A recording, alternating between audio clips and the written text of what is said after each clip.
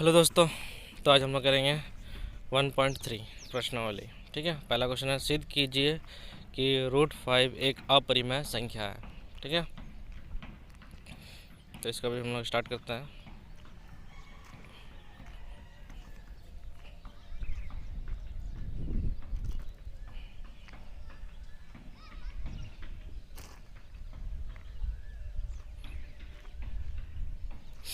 एक नंबर का सोल्यूशन हम लोग मान लेते हैं, माना कि √5 एक परिमेय संख्या है। ठीक है, उसका अपोजिट हम लोग मान लेंगे। क्वेश्चन हम लोग बोला था अपरिमेय संख्या, हम लोग मान लेंगे परिमेय संख्या है। ठीक है, परिमेय मतलब हम लोग उसको p/q या फिर a/b लिख सकते हैं आप लोग। ठीक है, √5 इक्वल टू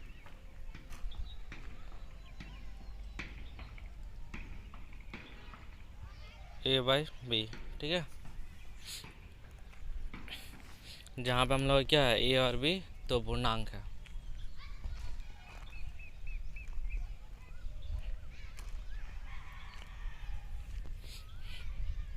ठीक है, अब हम लोग b को उधर मल्टीप्लाई में ले जाएंगे या फिर यहीं पे स्कोरिंग कर सकते थे।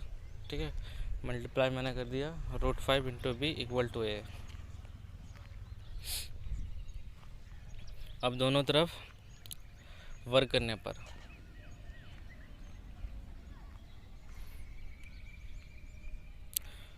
तो क्या हो जाएगा हम लोग का b√5 का whole square equal to a², यानी कि हो जाएगा हम लोग b² into 5 equal to a²। ठीक है, अब 5b² इक्वल टू a² हो गया। अब हम लोग करते हैं b² इक्वल टू a², 5 उधर चला जाएगा तो डिवाइड हो जाएगा। ठीक है, अब इसका मतलब क्या होता है कि हम लोग का जो a² है वो किससे डिवाइड होगा, 5 से डिवाइड होगा, यानी कि 5 से विभाज्य होगा या फिर है। ठीक है, तो इसलिए हम लोग का a भी 5 से विभाज्य होगा, a भी 5 से विभाज्य है या होगा। अब हम लोग क्या करते हैं, a इक्वल टू 5c ले लेते हैं। ठीक है, जहाँ पे c एक पूर्णांक है। ठीक है, तो a का मान समीकरण 1 में रखने पर, ठीक है, और समीकरण 1 हम लोग इसको मान लेते हैं 5b² equal to a², 5b² equal to a की जगह हम लोग इसको लिख लेते हैं 5c का होल स्क्वायर। ठीक है, कितना हो जाएगा 5b² इक्वल टू 25c²। ठीक है, अब b² इक्वल टू ये 25c² डिवाइड बाई 5 से हम लोग काट लेते हैं इसको, b² इक्वल टू 5c²। ठीक है, अब c² equal to 5b² by 5, अतः b² 5 से विभाज्य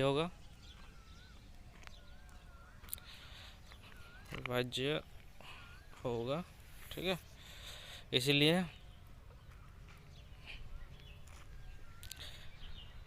इसलिए b भी 5 से विभाज्य है। ठीक है,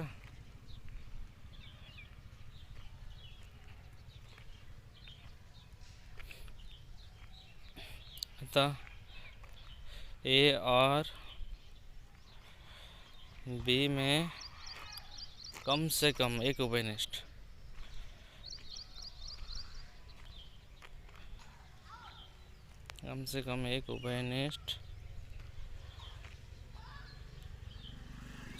कितना है हम लोग का, एक उभयनिष्ठ गुणनखंड कितना है हम लोग का, और 5 है, क्योंकि 5 से दोनों ही डिवाइड हो रहा है। ठीक है, परंतु विरोधाभास से यह हम लोग प्राप्त होता है कि किसी भी अपरिमेय के लिए कम से कम एक गुणनखंड होना चाहिए। ठीक है, एक होना चाहिए, एक गुणनखंड होना चाहिए। अतः ए और बी सवाज्य,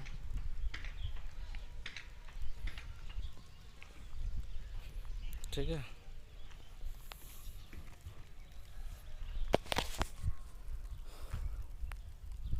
सवाज्य है, अतः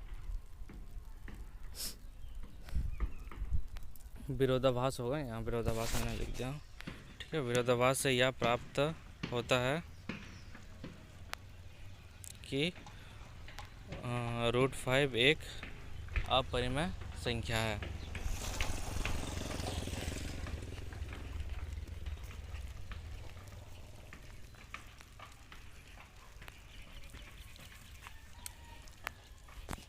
क्वेश्चन नंबर 2, सिद्ध कीजिए कि 3 + 2 √5 एक अपरिमेय संख्या है। अब क्वेश्चन नंबर 3 है 1/√2, ठीक है। इसका हम लोग निकालते हैं।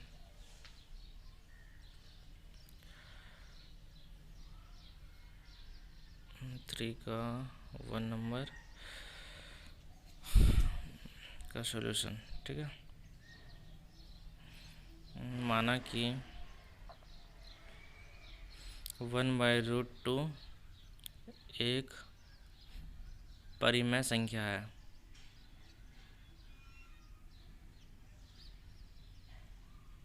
परिमेय संख्या है, ठीक है। अतः ए और बी दो पूर्णांक है, ठीक है। और परिमेय संख्या होने का मतलब 1/√2 इक्वल टू a/b या फिर p/q, ठीक है। अब दोनों तरफ वर्क करने पर तो 1/√2 का whole square equal to a/b का होल स्क्वायर। तो क्या है, क्या हम लोग का 1/2 इक्वल टू a²/b²। b², अब भी हम लोग का उस साइड चला जाएगा तो b²/2 इक्वल टू a²। अब इस लाइन का मतलब क्या होता है कि हम लोग का जो b² है वो 2 से विभाज्य हो जाएगा, यानी कि डिवाइडेड हो जाएगा, विभाज्य है। तो इसलिए हम लोग का b भी क्या 2 से विभाज्य होगा, b भी 2 से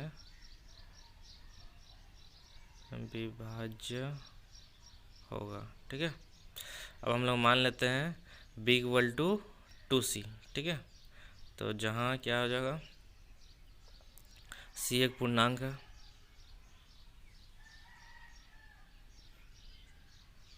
c एक पूर्णांक है। तो अब b इक्वल टू 2c उसको हम लोग मान लेंगे और इसको 1 नंबर इक्वेशन मान लेते हैं, इस पर बैठ उसको पुट कर देंगे, ठीक है। तो b का मान समीकरण 1 में रखने पर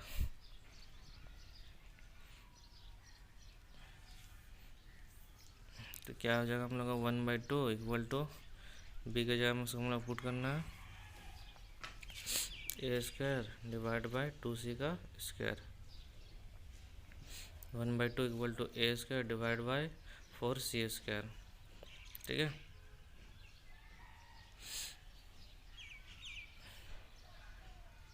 अब हम लोग इधर 4c² इधर आ गया और divide by 2 equal to a²। तो यहाँ पे हो जाएगा हम लोग का 2c² इक्वल टू a²। अब 2 को हम लोग उस साइड लेके जाकर डिवाइड कर देते हैं, ठीक है। a² equal to a²/2। अतः इससे हम लोग क्या प्राप्त होता है कि a² 2 से विभाज्य है,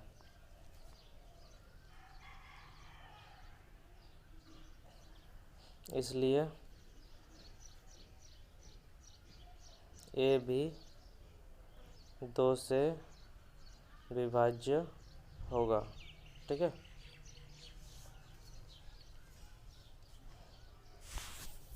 अतः ए और बी का कम से कम उभयनिष्ठ गुणनखंड क्या है, हम लोग का 2 है। तो कम से कम उभयनिष्ठ गुणनखंड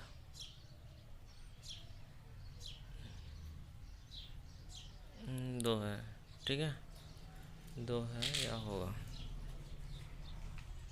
लेकिन विरोधाभास हम लोग को क्या प्राप्त होता है कि कम से कम एक गुणनखंड होना चाहिए, अतः विरोधाभास से यह प्राप्त होता है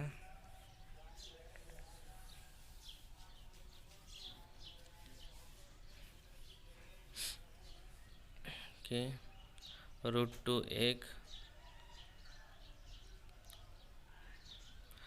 अपरिमेय संख्या है। अब जब √2 एक अपरिमेय संख्या है तो 1/√2 भी एक अपरिमेय संख्या होगा।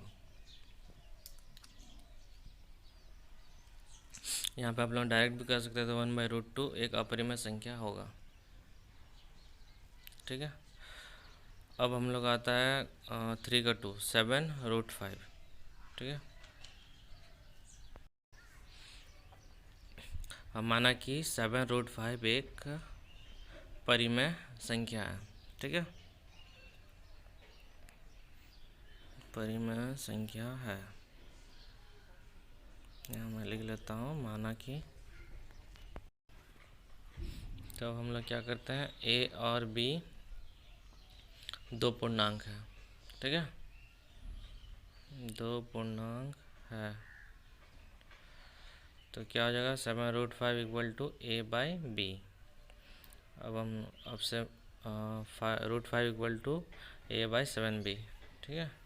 तो चूँकि 7a और b सभी क्या हम लोग का पूर्णांक है, ठीक है, अतः √5 एक परिमेय संख्या है, ठीक है। 7a और b पूर्णांक है, तो पूर्णांक होने के कारण √5 एक परिमेय संख्या होगा। लेकिन हम लोग जानते हैं कि विरोधाभास अवधारणा से क्या होता है, √5 एक अपरिमेय संख्या है, ठीक है। और जब √5 अपरिमेय संख्या होगी तो 7√5 भी अपरिमेय संख्या होगी, ठीक है। अतः 7√5 भी अपरिमेय संख्या है।